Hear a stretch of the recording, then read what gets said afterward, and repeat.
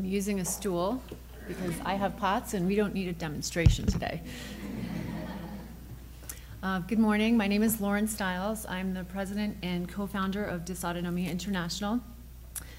We are a 501c3 nonprofit. We launched in 2012. We were founded by all volunteer patients, caregivers, and physicians. And we are very, very glad to be here today, and we'd like to thank Dr. Fraser Mills for inviting us. Professor Jensen and everyone here at Duke has been very accommodating in helping set this up.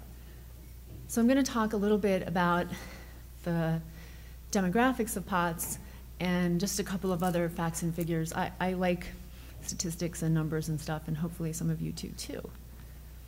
I don't have any conflicts. Kind of wish I did, but don't have any financial conflicts.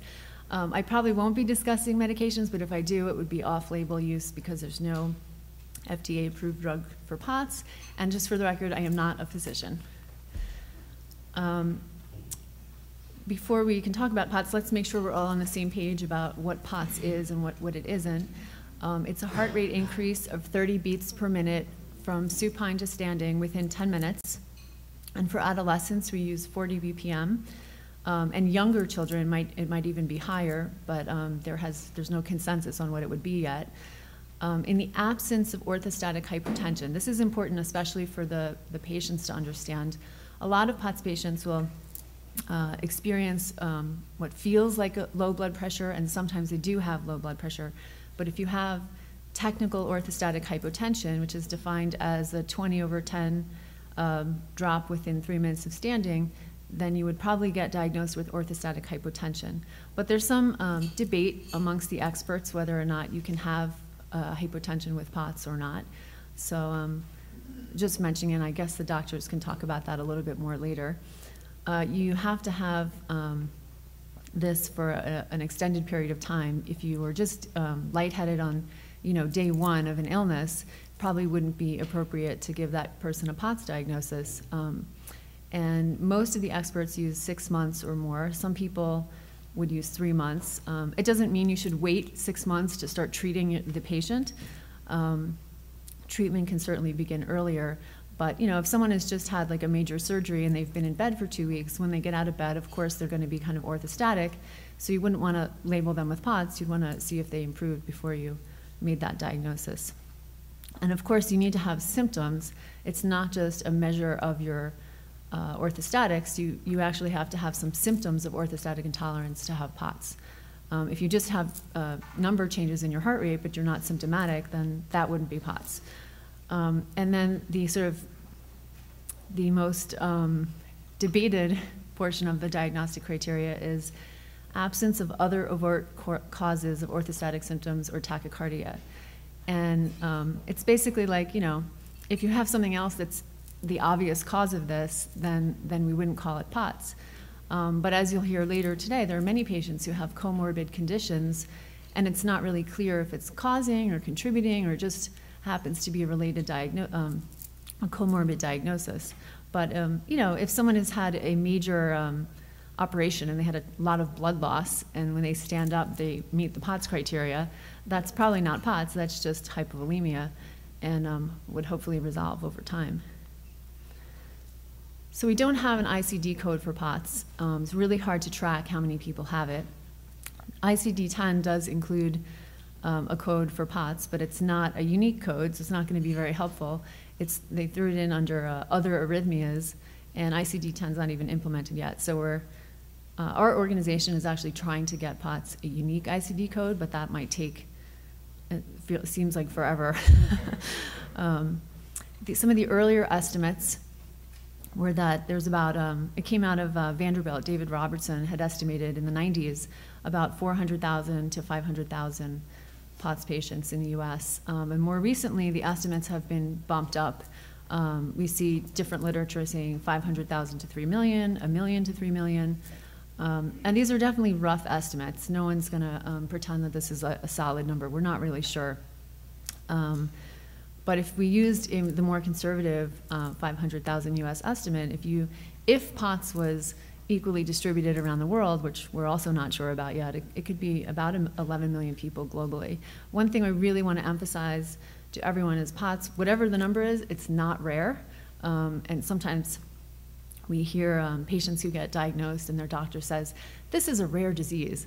So please don't tell that to your patients, because number one, it's not a disease, it's a syndrome, and number two, it's not rare. And it's very isolating for a patient to be told you have a rare disease when you don't.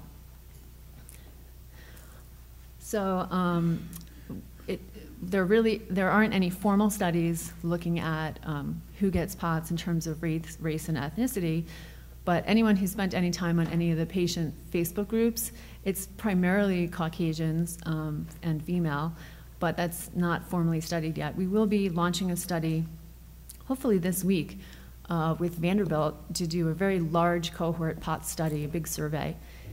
And we do want to point out, though, that we have patients on our support groups from every type of background possible and from all over the world. Here's a little map from our website, and we just allow patients to self-identify if they want to. A little dot on the map, and it has their name, and it has, if they want to include their diagnosis. Some of them use nicknames for privacy reasons. But as you can see, we have patients from South America and the Middle East and India and Japan. And it's not, this is obviously not everyone that has POTS, but it's people who found our website. And I just included that to show that it's not just you know, an American thing, or it's not just Caucasians. POTS is about 85% female, and we're not exactly sure why that is, but there's been some research out of Vanderbilt looking at hormonal abnormalities in women who have POTS, and there's increased rates of endometriosis, polycystic ovarian syndrome, galactorrhea, and if there's patients here who don't know what it is, that means lactating when you're not pregnant. It's kind of disturbing when you're like you hear of a 15-year-old girl who has this and they get really worried about it. Men and boys can have POTS too, and the good news for them is that they seem to have better rates of recovery than female patients do. Dr. Fisher at Mayo Clinic has estimated that about 1 in 100 teens develops POTS before adulthood. So we looked at the 2010 census data on the number of teenagers in the US, and that his 1 in 100 estimate equals about 500,000 teenagers. So going back to the epidemiological estimates, that's the low-end estimate, and we know that POTS is not just teenagers. There's plenty of adult onset patients, including me. And we know that some of the teens will have POTS continuing into adulthood. So we did a survey ourselves. It wasn't IRB approved, so it was kind of informal, but it was a survey of about 700 patients, and we found that 45% of them developed POTS after age 19. So here's just some of the data. And we were really surprised by the 12 and under percentage, because we often hear from the experts that most people develop POTS you know, at puberty and older, you know, in the teens. This is quite a significant percentage of patients who developed it as younger. I mean, I wonder if how many of those were 12-year-olds. We didn't get that specific in our survey. You can see this is the age of the subjects at the time of participation. We had, these are people using Facebook, so 12-year-olds and 9-year-olds probably aren't allowed on Facebook by themselves, and maybe the older population isn't on there as much either.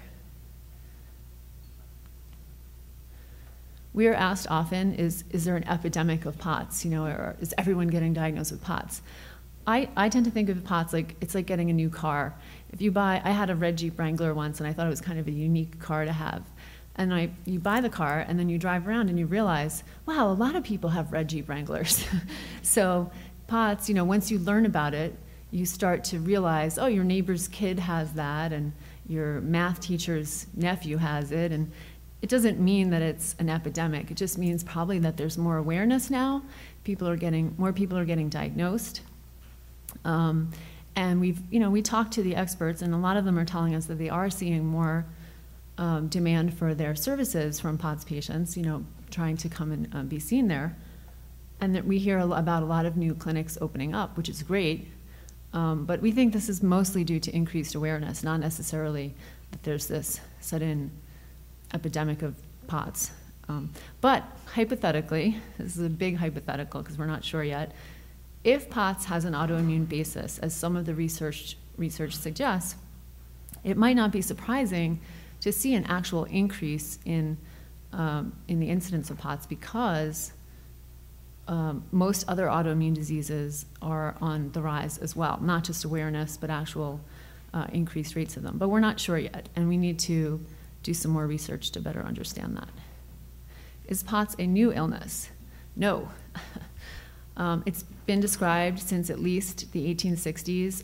I've found some old journal articles going back to the 1700s, and when you read it, they don't call it POTS, of course, but they're totally describing fainting young women with tachycardia and like neuropathic pain and all kinds of things. And I'm reading it going, I really think this young lady had POTS. But of course, back then they would have said that she just had some kind of psych problem, and that does happen to a lot of our patients now. They do get misdiagnosed with that. But POTS was first described in its current form in 1993 by Mayo Clinic. Diagnostic delay and misdiagnosis is a major issue for our patient community, and probably one of the hardest things about POTS. Sometimes the misdiagnosis and the delay in getting diagnosis is actually worse than the actual symptoms itself, because when you're really, really sick and you don't have an answer, and then you go to a physician and you're placing your trust in them, and they dismiss you or they tell you there's nothing wrong, and you kind of know in your gut that something is wrong, it actually, I think for a lot of patients, it changes the perspective of the way you deal with the medical profession. It makes you a little less trusting, sometimes makes you angry, and then your future physician encounters, you bring that to the next appointment, and it's not really a good thing to do that, because when you're starting out new with a new doctor, you don't want to kind of go in with a chip on your shoulder. So we're happy that there's so many people here today, because we know that these are the type of events that are going to increase awareness of POTS so that over time we can reduce the diagnostic delay. And our 700 patient survey found that the diagnostic delay was 5 years and 11 months, which is a long time to be sick. This is the graph showing the diagnostic delay that our patients had. It was pretty spread out, and the people who had it for more than 10 years tended to be the older patients who probably got it in their 20s, 30 years ago, and there was no name for it. They were just really sick and they didn't know what they had. And we're hoping to repeat this survey every few years, and maybe if all goes well, over time, that diagnostic delay average will reduce from 5 years and 11 months down to a shorter period of time.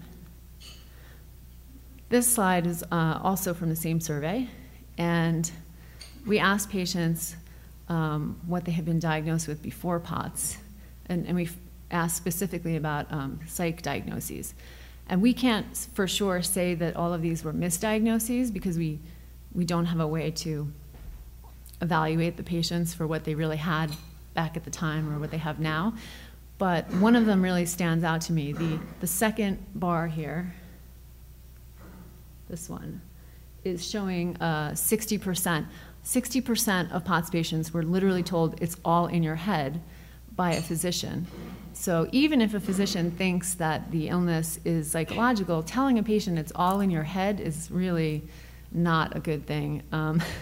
So please don't tell your patients that.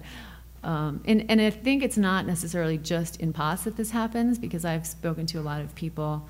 I have an autoimmune disease as well, and you ask the patients, how many of you were misdiagnosed? And so many, I don't think it's every doctor that does this, but I think when we're confronted with something we don't understand what it is, that maybe that's the natural instinct, just to say, like, it's not real.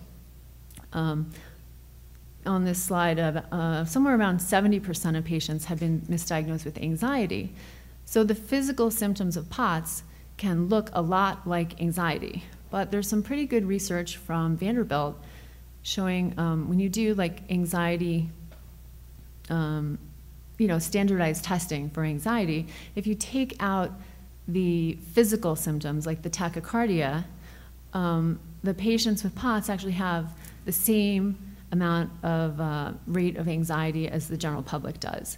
So the physical symptoms are kind of masquerading as anxiety. And that's it. I'm done. Thank you very much.